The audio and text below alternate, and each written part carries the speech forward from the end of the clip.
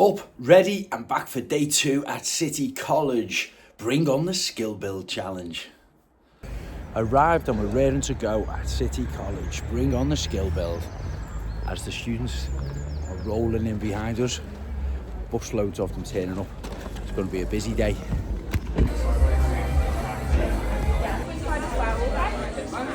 Oh, no worries,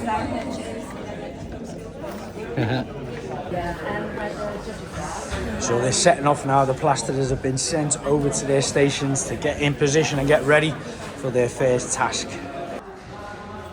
Back in the bricklayers yard, and everyone's just arrived and turned up. We're going to get a brief in a moment of what they're about to build, because all of the students don't actually know what they're going to be building until on the day. So I think one of the teachers will be giving a brief very shortly. This is the plastering zone.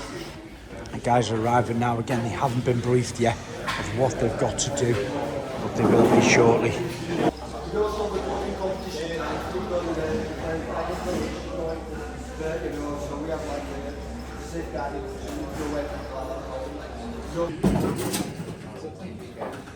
This is the carpentry area.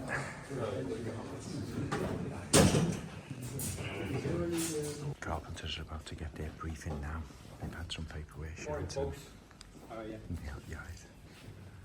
The guys have now been given their drawings for the very first time, so they can digest this for a while before they actually attempt to build it. Unfortunately, I can't video this at this moment in time, because this same competition with these drawings are going to be going out around the rest of the country to 12 other colleges, and we can't let them other students see the drawings they're actually working on today, so it's kept under wraps until I think it's about August time when the final is going to be, and then we'll actually reveal who the winner will be, because the competitions will go from their scores will get put against the other colleges around the country and then tallied up at the end. I've been informed that if they make just 1 or 2 millimeters out of their measurements, they're going to get points deducted, so it is really strict. If they actually mess up some of the wood, they've been given the right amount of wood to actually do the construction. But if they mess it up and cut it too short and they have to be given a replaceable piece of wood, again they're going to lose marks. Another joinery class here. I'm not quite sure what these guys are building. I haven't seen their drawings just yet either.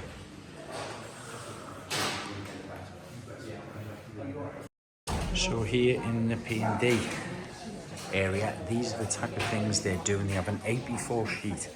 They have various different drawings. This is not the one that they're working on now, because we can't show what they're doing. There's another one that side as well, but you can kind of see the details of it, where they're having to set out, measure across all the different areas there at the top, right down along the bottom as well. Of course, draw the straight lines in, paint it freehand, not allowed to use any masking tape whatsoever, and combined with circles and different materials like wallpaper, painting different lines like this, so they've got drying times to consider. I've just looked at the drawings and the teachers have showed me there, and the drawings itself is in 8 different stages, so you're spending about probably 5 or 10 minutes on each stage of it, just marking out the circles, then marking out the bottom lines. Once all the circles and lines are in place, some of them are crossing one another, so they've got to be cut out, brushed out, rubbed out, and then obviously picked out with the different colours of paint on there. It's very hard. It really is skilled, but all the students here, the teachers and the instructors who have picked them out know they're actually capable of doing it, but you can absolutely sense the kind of the intensity that everybody is feeling, and they're under a little bit of pressure. Remember, they haven't seen the drawings, and this is why I can't show the actual drawings of what the students are doing, because this is the first time it's being done in this college, and it will be rolled out with the same drawings across 12 different colleges before they actually bring one winners into the finals, you know. So we can't show what the drawings are, because that would give some of the other colleges a better advantage. They have more time to prep and stay. It's got to be spontaneous and seen on the day. And there's a scoring system, and the scoring system is very complicated as well. So, you know, if they're out a couple of millimeters here, even with the woodwork and the carpentry, If they're out on their joints a couple of millimetres, they get points deducted, and that applies to all of them. So you might do fantastic here and win everybody in this college, but when you go to the grand final, another college might have done the same build and got a higher scoring on it and is going to rank higher than what they are, you know. So it's quite complex, but it's fair, you know, which is the main thing. And it's exciting. I'm just super pleased to be here and see these are the next generation of construction builders, designers, painters and decorators, and bricklayers that are going to be building the future of the UK. Welcome to the painting and decorating range. Brickwork painted right round the sinks. Level ones as well. Level ones. Looking very official, this lot. They're quite intimidating.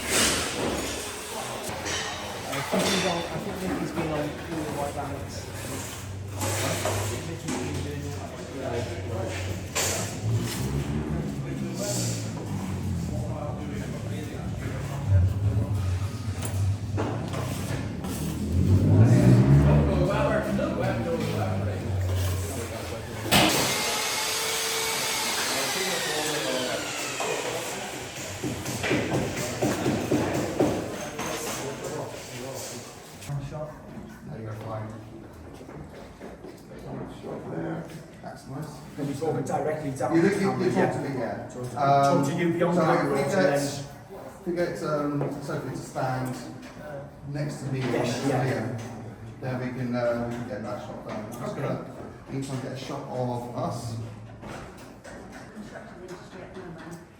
Being in the construction industry in this very moment in time is got such a prosperous future for anybody. You know, I've been in the building industry 30, 40 years and I've seen a lot of changes, but you know, ever since the cavemen around, we have built houses for people to live in, and I often say to students, when they get a trade in the construction industry, that's going to be with them for life, and they can take that anywhere in the world and adapt it to whatever their type of doing, or whatever type of industry they're in. What I've seen in the changes in the 34 years that I've been involved with construction is, when I went to college, it was only the very basics of brickwork, carpentry, plastering, and a little bit of painting and decorating as well. But now, the way properties are developed, whether they're commercial properties, whether they're residential properties, the industry has moved on. What that's done is it's widened the horizon for different trades. In City College Plymouth, the amount of opportunities they've got, looking around the facilities here, it can branch out from a variety of different trades. So if I had my time again, I would certainly love to come here. That's perfect. This way, around this side, the cameras behind. So if you come around this way, so over here, and I'll have the cameras behind us. This is on video. Are you? So it's now about 11:45, midday, or 12 o'clock. So they've had more or less 3 hours now, and the first hour was going to be set where they were drawing it out on their board. But I can see by some of the timbers they are putting the pieces now and starting to form the joints, putting their structure together.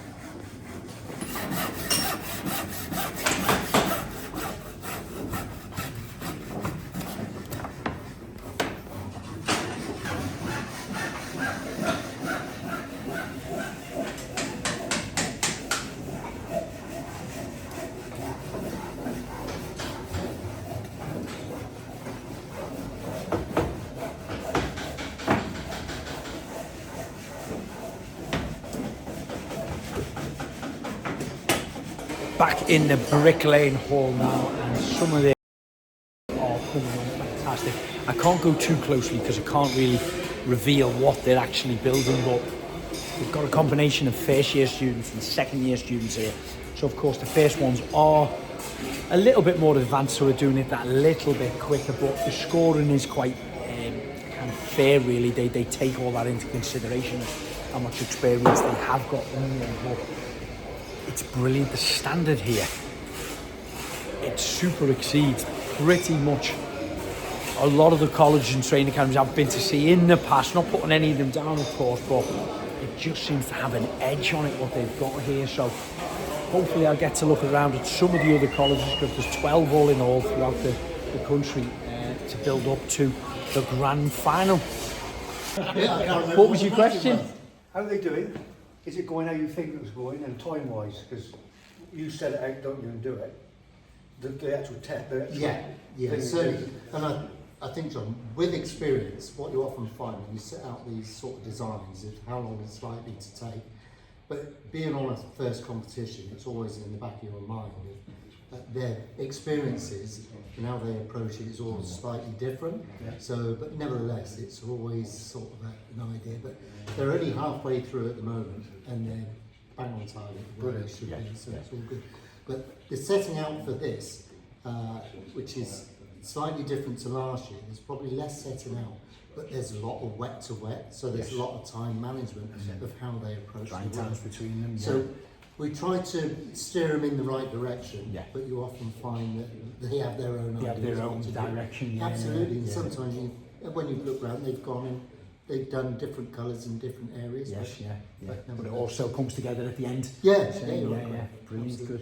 And do you think everyone's going to finish it in time? I think most of them will. Most of them will, yes. Some of them, and I think what you often find that they're all at different levels. Yes, You've got of course, level 1, level 2, and two. level 3. Oh, you got level 3 in here as well, have you? Okay, yeah. Because I've seen that one or two of them are quite advanced, aren't they? Than some of the others. What you will find as well, that 2 of them have been in the competition before last Previously, year. yes. So that helps with the understanding, the experience, and Definitely, confidence yeah. as well. Yeah, of course. It goes hand in hand. Brilliant, thanks.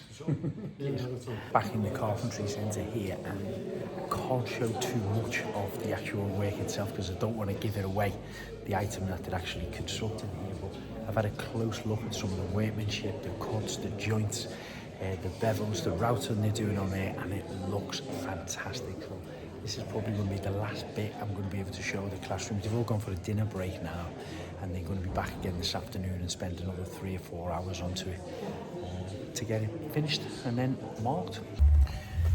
That's my day now come to an end, so just in the car now on the way back to the train station.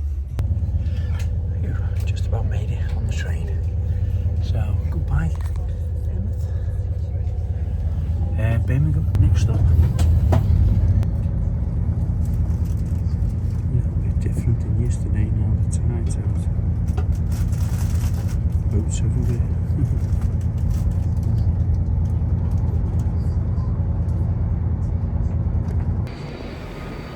Back at Birmingham, and guess what? There's the bell ring. My train's cancelled. The train's cancelled to Liverpool, so I'm getting another train now to Wolverhampton. I'll change again, and then hopefully get one from Wolverhampton to Warrington, where I can drive back from Warrington to home. Fingers crossed. Got to Wolverhampton, run across 3 platforms, and got the train that was about 11 minutes delayed. Luckily, so I got on it back about 30 seconds and the door shut. So I am going to get home for 7 o'clock tonight. Just about get in, see the kids. Well, they will be in bed, but I probably won't be asleep. But I'll get in and have a little kiss and a cuddle with them.